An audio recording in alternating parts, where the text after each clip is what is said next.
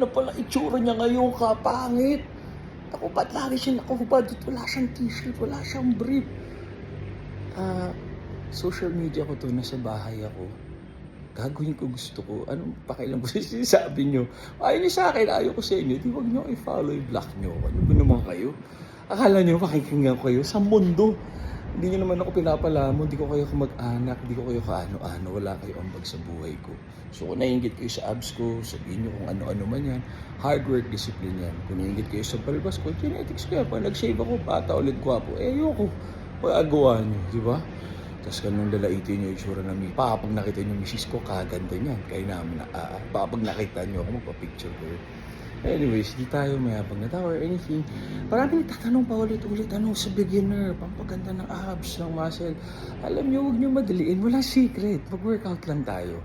Progressive overload. And then pag tumandaan na tayo, hindi na natin kaya magdagdag ng weight, ng reps, ng sets, dahil sumasakit yung joints. Dadagdagan mo na lang yung volume. Lighter weight, more volume. Ano yung volume? More sets. Kung dati 2 sets ka, 3 sets, gawin mo 6 sets, 8 sets. Pump. Blood. The more blood flow to good circulation. Sabihin, workout lang. Dapat hindi araw-araw ako. Dapat araw-araw.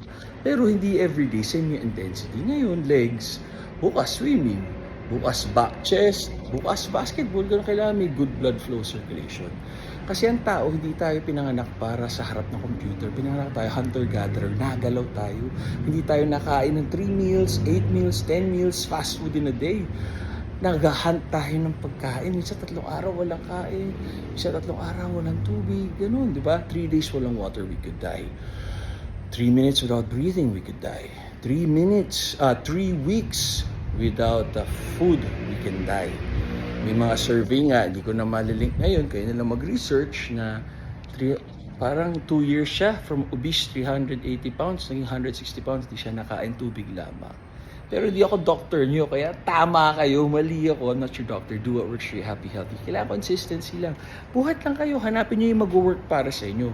Kung sobrang detalyado, kailangan niyo na mag-invest at magbayad ng coach, ng trainer, ng physiotherapist, ng nutritionist, ng doctor. Diba? Kasi itong mga binibitawan ko at mga ibang pinapanood niyo, general lang, general population. Lahat tayo unique. Ako never ako nag-dips, never ako nag-push up. Puro incline para dito. Ayan o.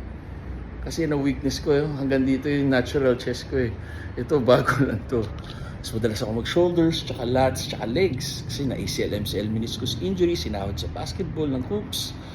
Tapos, inopera, hindi maganda. Sa lower back na injection. So, ngayon nakakalakad na ako, normal na. Pero pag natakbo ko, or na-jog, or na-bounce, sa mamagatuhod ko. Siguro,